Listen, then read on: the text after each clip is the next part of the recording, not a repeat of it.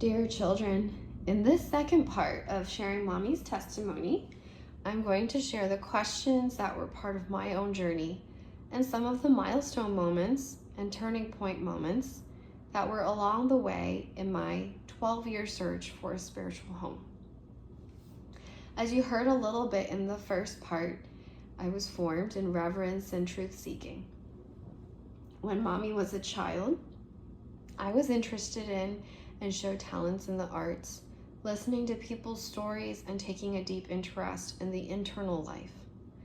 It was actually through creative expression of making art for Easter that I had a profound and intimate experience of how real the crucifixion of Jesus Christ was. Not only as a matter of fact, but how deeply intimate and personal his sacrifice was for me specifically. He truly died for me and for you. I was 8 years old, and I felt that in making a drawing for Good Friday and Easter Sunday, that I could viscerally feel the presence of Jesus and what he did for us. It was deeply moving. In that moment, I felt that perhaps Jesus would have died only for me too, if I were the only sinner in all of history. Then he resurrected and conquered the power of death over sin. That was the first time that art and the process of making art blessed me in a purely spiritual way. My parents, especially my Amma, your Harmony, recognized they would need to equip me with Christian structuring because my interest in the arts and psychological sciences positioned me to potentially enter very anti-Christian cultural and professional sectors of society. They enrolled me in a Christian preparatory academy, which was an enormous gift. Your samchons or uncles were so little that I don't know if they recall this conversation. We were in the study room, and Harabaji and Harmony sat us down to let us know we could opt in on this gift of education as our inheritance if we chose. They explained the value of education, and we all agreed to receive it and do our very best. Then they enrolled me and your uncles in private schools as our inheritance. They did not hold back to financially benefit themselves and entirely invested in us and our futures. They were faithful, tithing before tax to the Lord's body of Christ, the church, also yearly sending $10,000 minimum to each of their parents, and donating on top of that for other ministry purposes or to help the less fortunate. I didn't know it at the time, but learned as an adult that sometimes they had to watch and see if they were about to go in the red with their bank account. And sometimes it would be brought right down to zero, but not below that. And so every single day, what I grew up with was hearing my Appa and Amma say that God provides for all of our needs. And they had no selfish ambition. They shared a value in education which was inherited from their own parents. Your paternal great-grandmother was extraordinarily educated for a woman from her generation, with collegiate and beyond degrees. Your maternal great-grandfather, also on Mommy's side, was also extraordinarily educated for a man from his generation in Korea. Among those that were extraordinarily educated, holding a Juris Doctorate. Your Harabaji entered Yale University on a full scholarship within 2 years of immigrating to the United States and learning a whole new language, earned multiple bachelor degrees at an expedited rate, and graduated from medical school early. Then he served in the U.S. Navy as return service for the scholarship given for medical school. Your Harmony attended the premier women's college in Korea after graduating as valedictorian and being in leadership roles by unanimous election of her peers. So, Mommy engaged with her faith not only emotionally and culturally, but also intellectually from a young age with those kinds of role models. My education informed me to see the value of learning about others' worldviews for ecumenical and interfaith dialogue, as well as listening to understand for those who were on deeply personal journeys. I went to 3 high schools and immediately experienced rubber meeting the road for my faith and my identity as a Christian after leaving the Christian academy, a bubble of sorts that I lived in. Peers and teachers alike in the non-Christian elite preparatory school openly mocked Christianity and Christian people while giving respect and tolerance for other worldviews. New friends told me how they not only observed but also personally experienced entering the preparatory school as Christians and graduating as atheists or agnostics. One friend credited me for their return to the Christian faith, and together we observed a self-proclaimed atheist friend come into the Christian faith after going to the First Friends Church with their family during a hard season. This was when I look back on it, it's really beautiful because the very first day I actually met that atheist friend, they had made fun of Christians and made fun of me. But then they became my friend. I did confirm my faith and belief in the Blessed Trinity during high school. At the time, it was more of an expression that I truly did believe that the Blessed Trinity is Lord and the church is instituted by God. Then I attended the country's first 4-year private art university. In my first semester, I experienced a professor tell me they had an internal turmoil because the quality of my work was excellent, the design had many artistic references to significant art history, yet the content being Christian seemed unfit and irrelevant for the current market. So the professor was not sure whether to give me an A+ or an F for a grade on the assignment. The professor opened that topic up for discussion with the class, and to my surprise, my peers demanded that I am given a failing grade. I don't fault that professor in entirety, to be honest, because I could see him grappling internally with what to do. It was clearly a difficult conundrum for him. He probably didn't expect to feel something so personal while working his job. As an older adult now, when I look back on that, with more than a decade of work history behind me, I can see that he was demonstrating his uncertainty and vulnerability by opening up the discernment process to a classroom of 18-year-olds, maybe some 17-year-olds too. Maybe it wasn't the best way to handle it, but it was his raw response in the moment. I can't fault him for being human and struggling between the personal and professional for a moment of time. The rest of my college classes until graduation were similar in tension and strain when I expressed my faith. I witnessed other professors open up to me or show some kind of similar vulnerability and uncertainty as well during my 4 years there. I witnessed other students privately affirm my fortitude after observing me take discriminatory remarks during our 6-hour classes.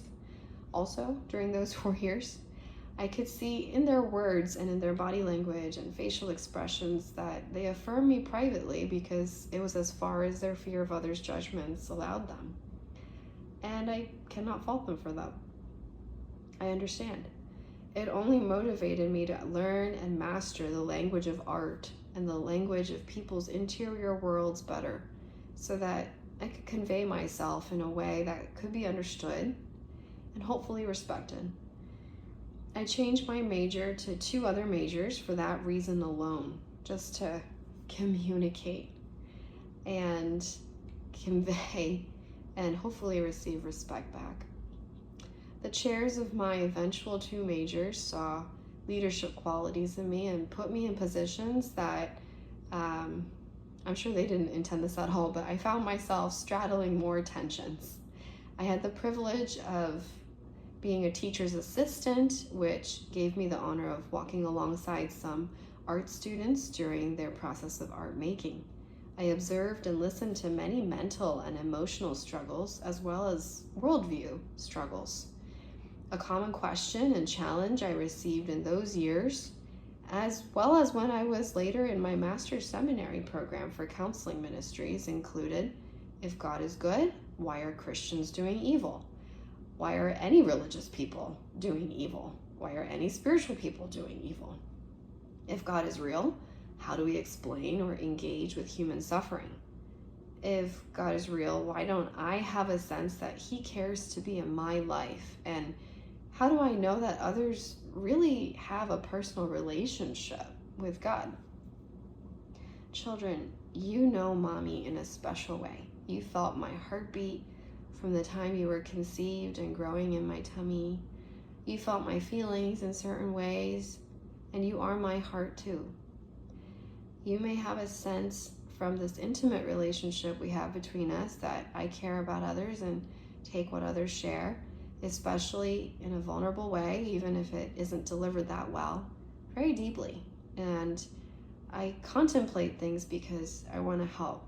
At times, I may take things too deeply, and I feel the need to find answers for myself for questions that may not be related to my personal experiences just because I care.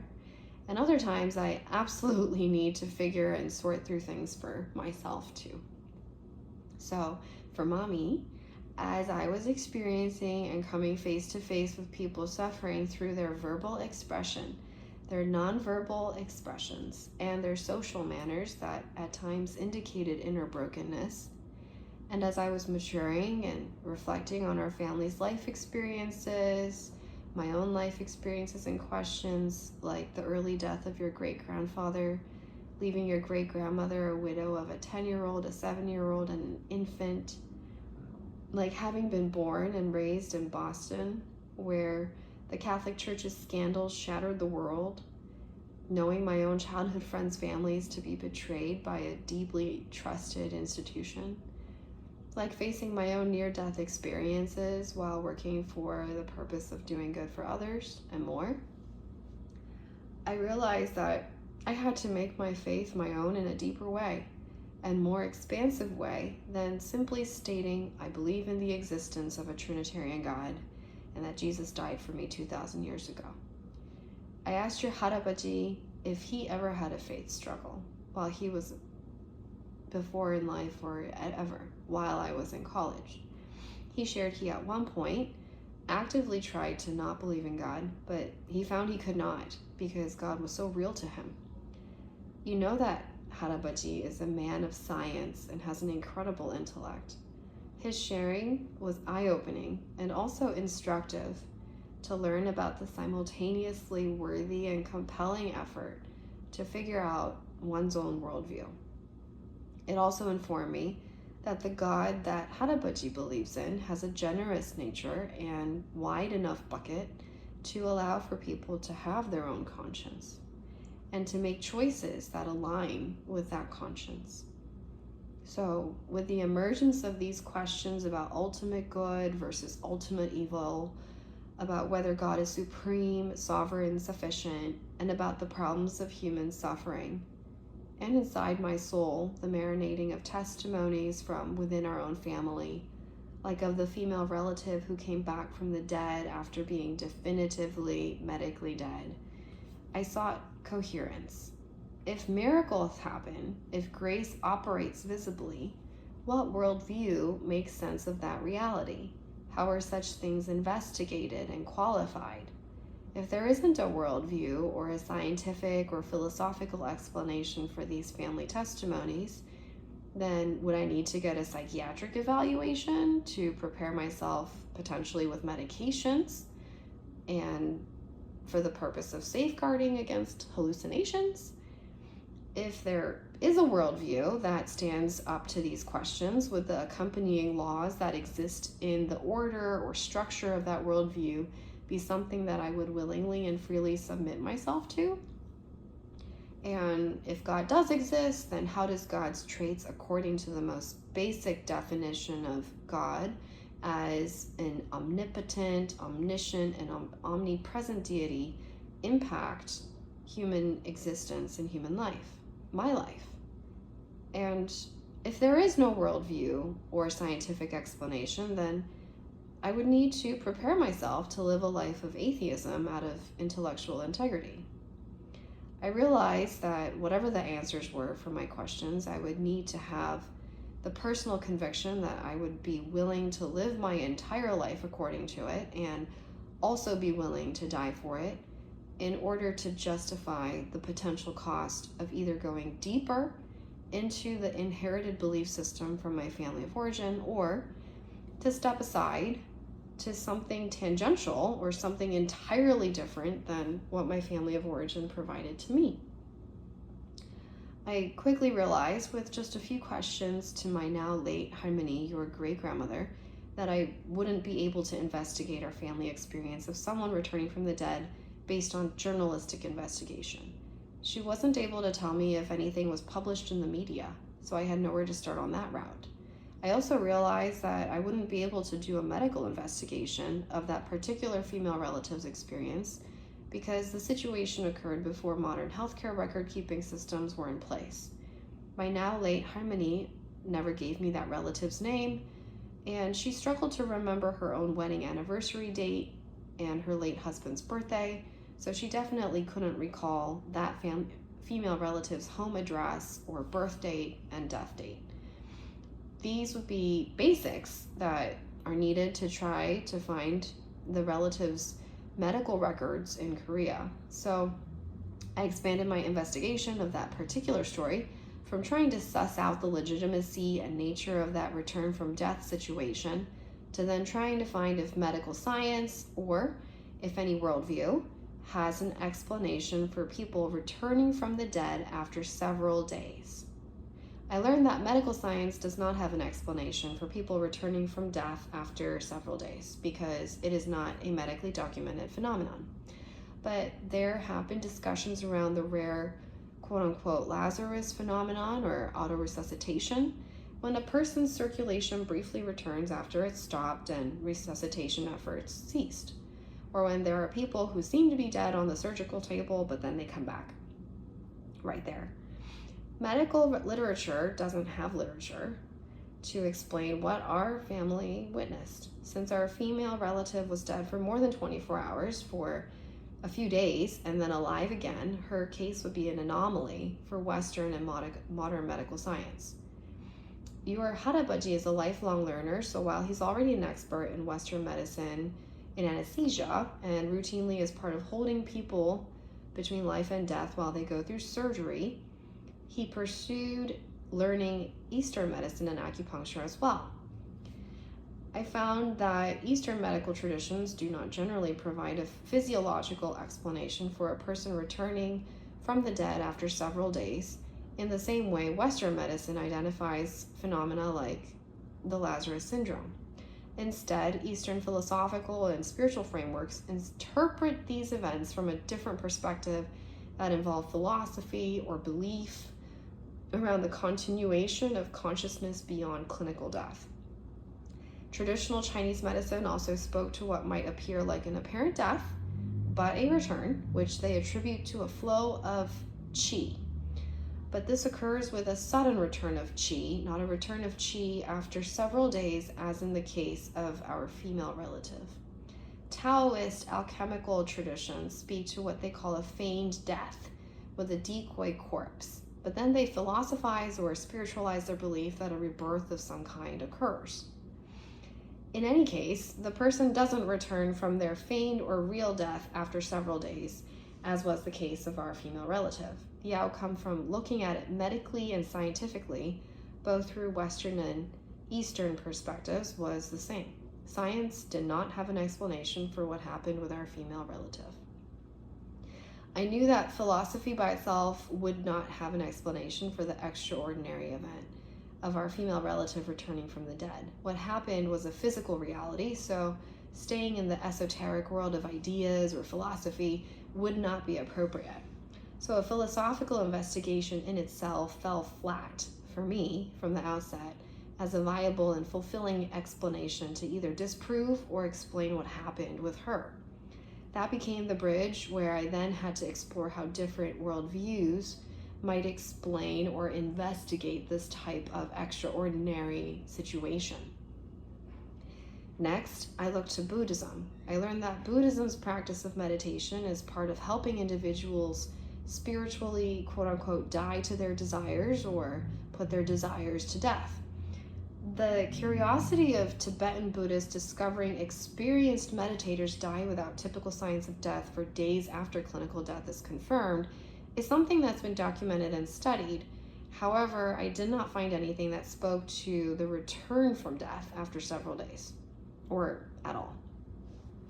After that, I turned to Hinduism. I explored Hinduism as one of the next steps because Buddhism is, according to some, an outgrowth of Hinduism. Hinduism, in short, had no examples of a person dying for several days, then coming back to life to live a long life again. I also found it curious that in some sacred texts for Hinduism, there was mention to Jesus and the Virgin Mary, with some parts of India even having veneration practices for the Virgin Mary. I was already aware that the Judeo-Christian scriptures make no reference for any of the Hindu deities or bodhisattvas, so I was curious to learn that Hinduism had a reference for Jesus and the Virgin Mary. It was also curious that some interpretations in Hinduism involve the second coming of Jesus as a return of divine intelligence or quote-unquote Christ consciousness that was incarnated in Jesus and other guru masters in their perspective. I found that Scientology was similar to Hinduism and Buddhism just in terms of the teaching about souls leaving the body and inhabiting a new one through reincarnation. However, Scientology also had no examples of a person being dead for several days, then returning to life and living a long life from there. From there, I explored Islam. Islam, too, in its sacred text and history, did not have any examples of a person being dead for several days, then returning to life to live a long life either. What I found curious was that Islam did acknowledge miraculous instances like Jesus bringing people back to life and explained that as exceptions granted by Allah. I was already aware that the Judeo-Christian scriptures make no reference for any of the Islam prophet and teacher figures, nor Allah, so I was curious to learn that Islam had a reference for Jesus and the Virgin Mary. It was also curious that Islam rejected Jesus himself ever being crucified, but also acknowledged that Jesus was raised to heaven in bodily form by God. Then I came to Judaism. I learned that Judaism, through the Hebrew Bible, does describe instances of people coming back to life after death. But there were at least 3 stories of someone being dead, then returning to live a long life, as in the case of our female relative.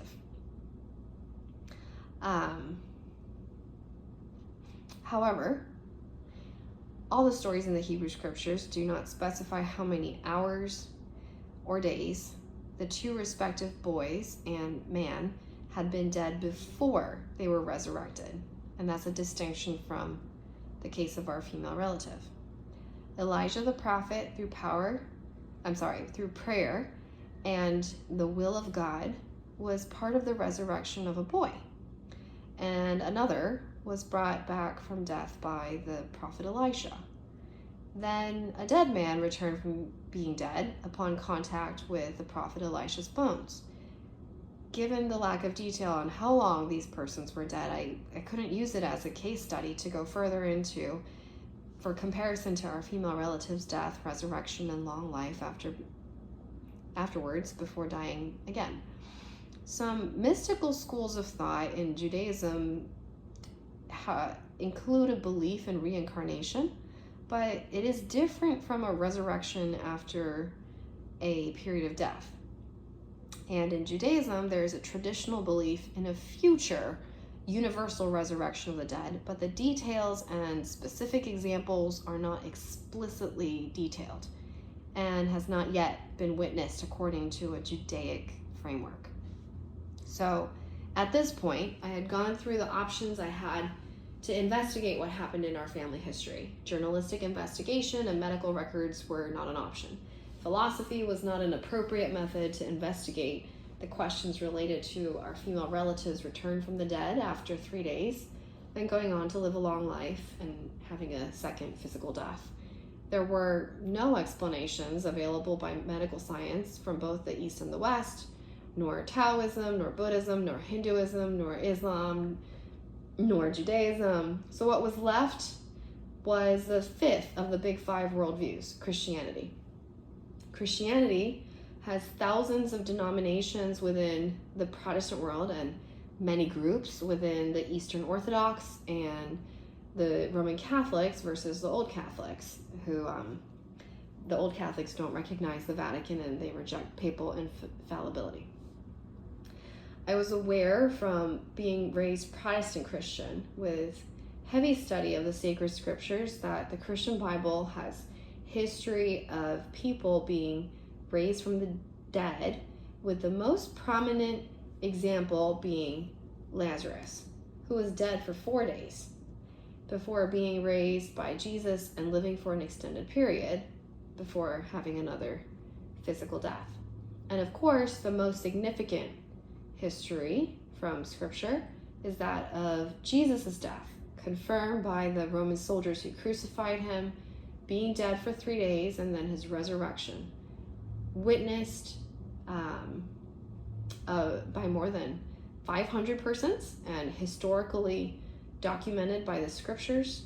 Non-scriptural figures in the secular world are also tied to historical documentations regarding the reality of Jesus, including but not limited to Cornelius Tacitus, Gaius Suetonius Tranquillus, Flavius Josephus, the Jewish Talmudic texts,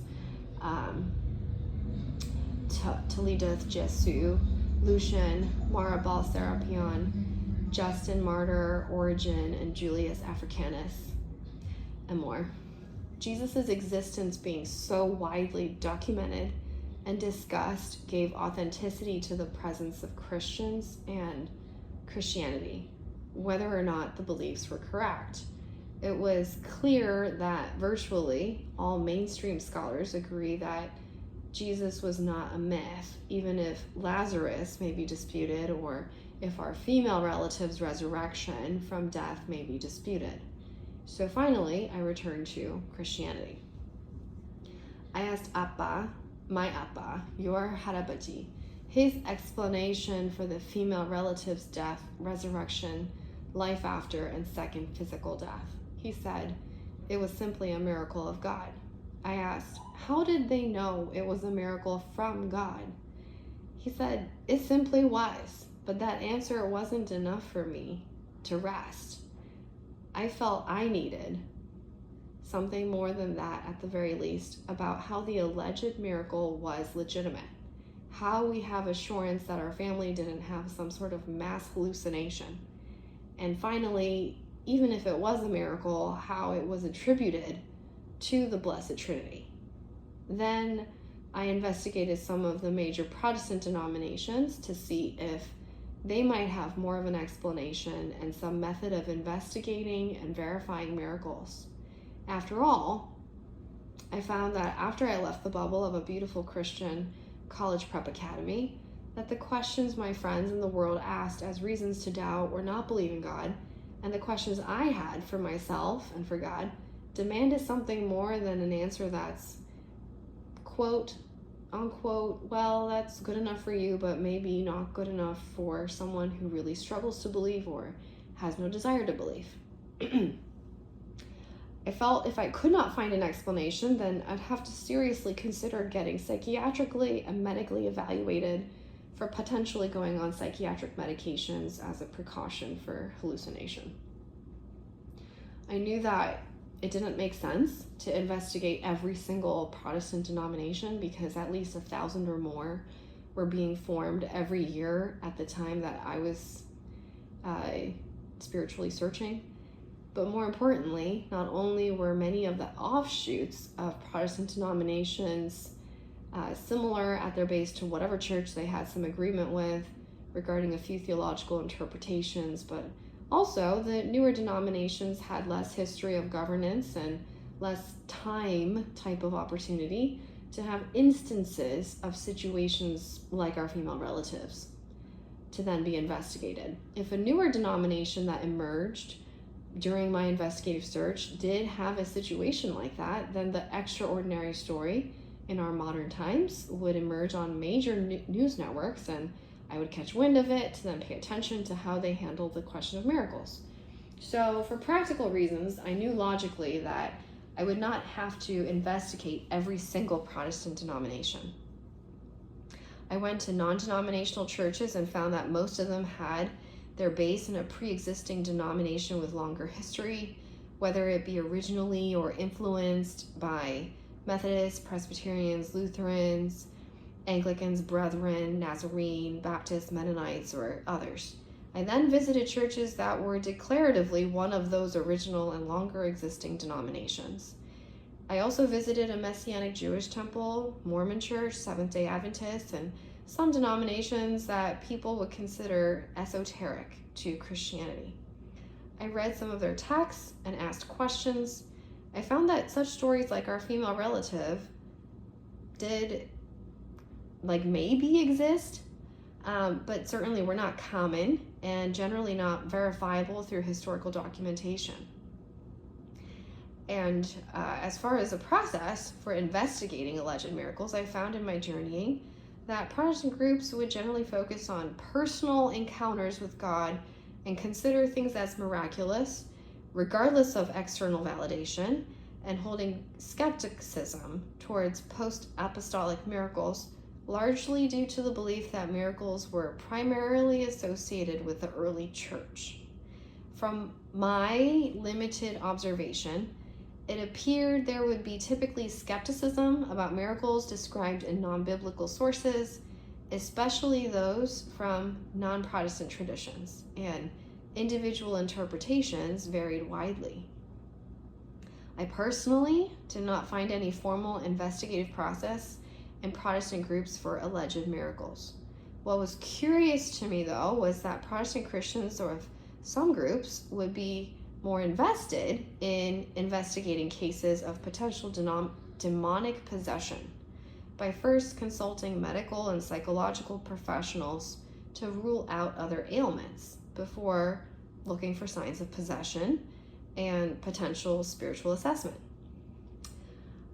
But this too was typically case by case and not something that an entire denomination would have a department or formal process for that was codified as a universal and replicable process for all the churches within their denomination.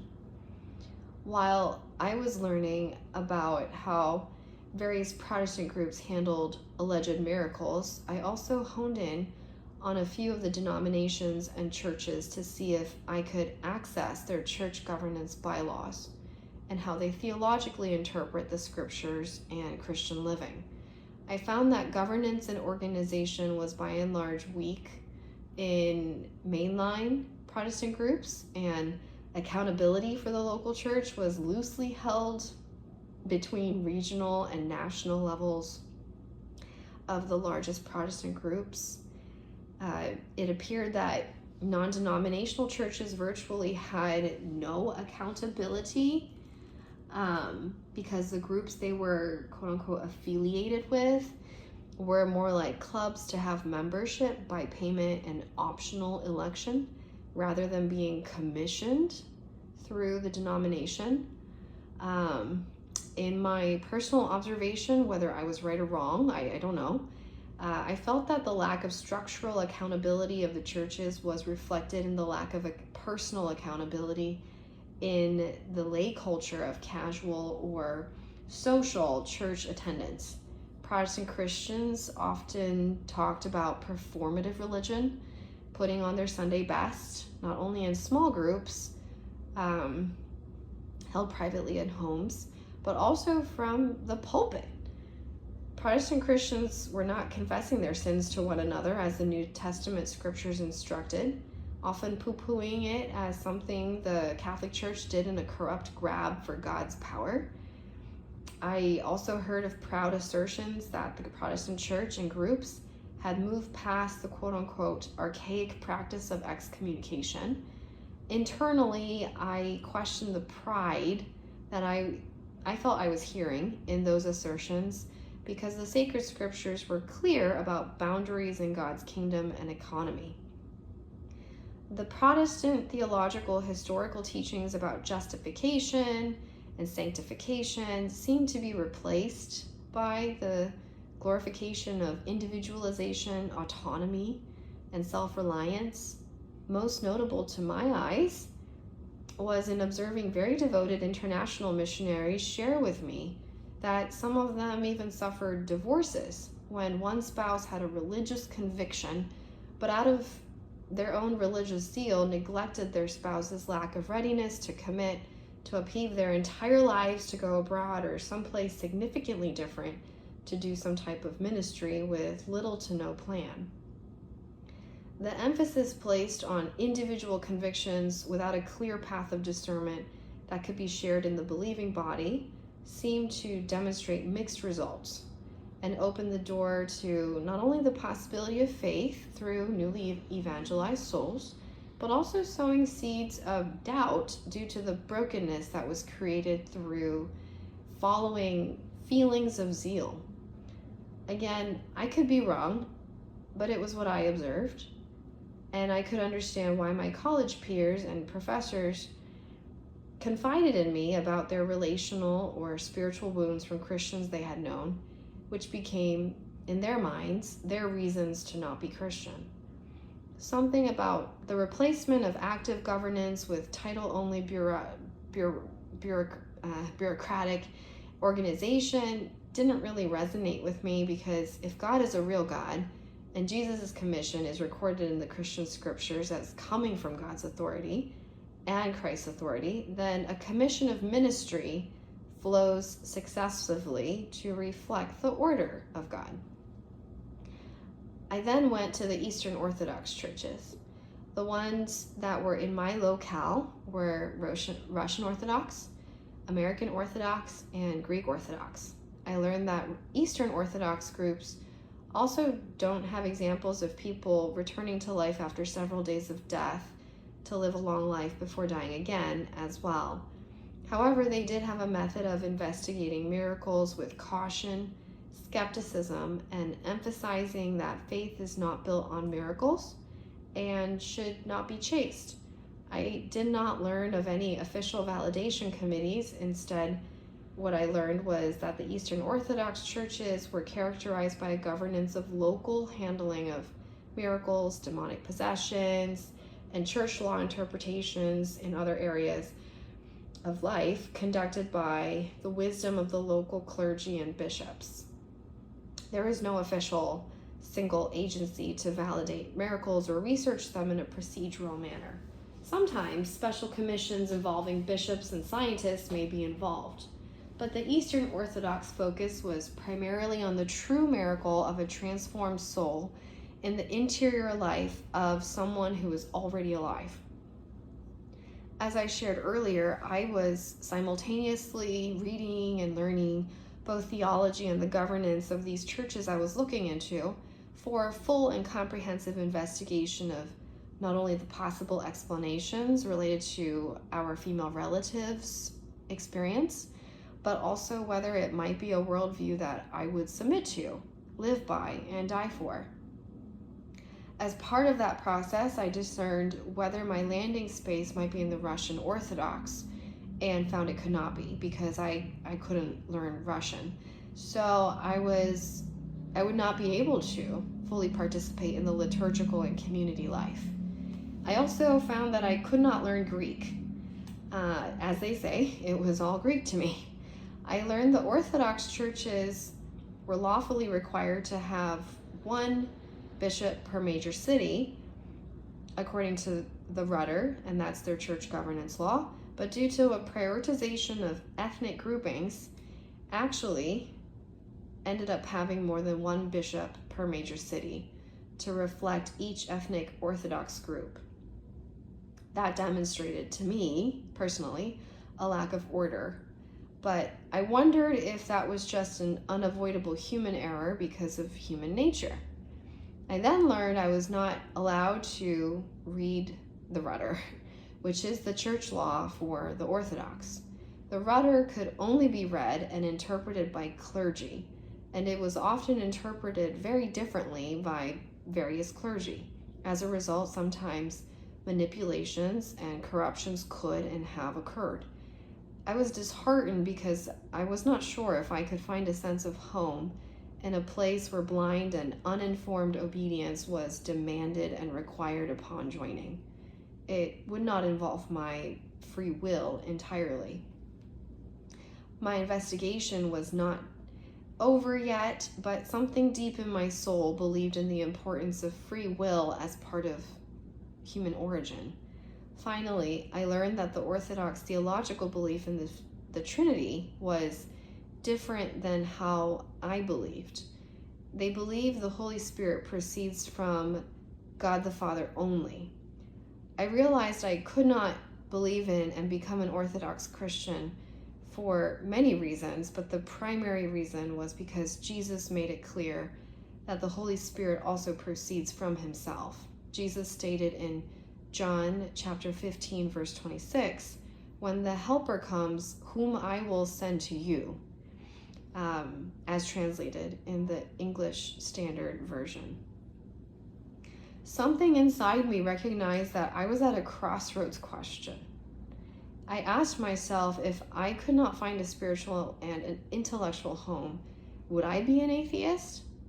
Would I be a Christian and consider at the end times where there is so much division everywhere and nobody is trustworthy and therefore there is no church standing right before God?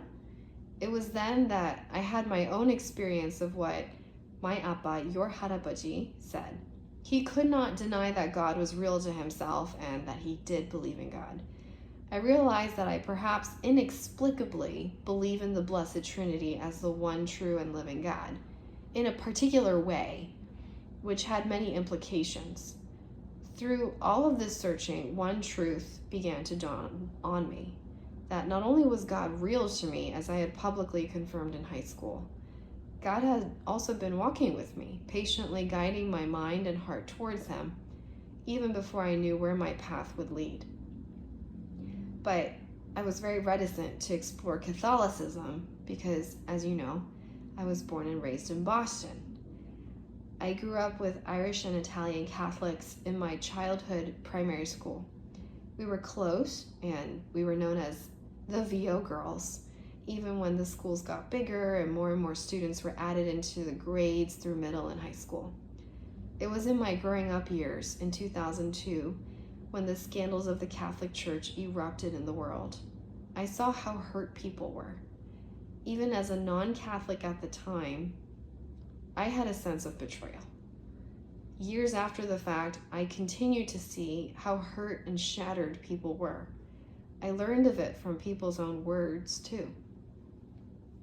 The Catholic Church was the very last stop left on my journey of investigating before turning myself in for a psychiatric and medical workup to see if precautionary antipsychotics might be considered, given the family history of potential mass hallucination or even one person's extraordinary experience that maybe was a fake death and hallucination of her own. I didn't know it then, but that last reluctant step toward the Catholic Church would become the threshold of everything I had been searching for. In the next part, I'll share what I learned of and within the Catholic Church that changed my life forever. Love, Amma.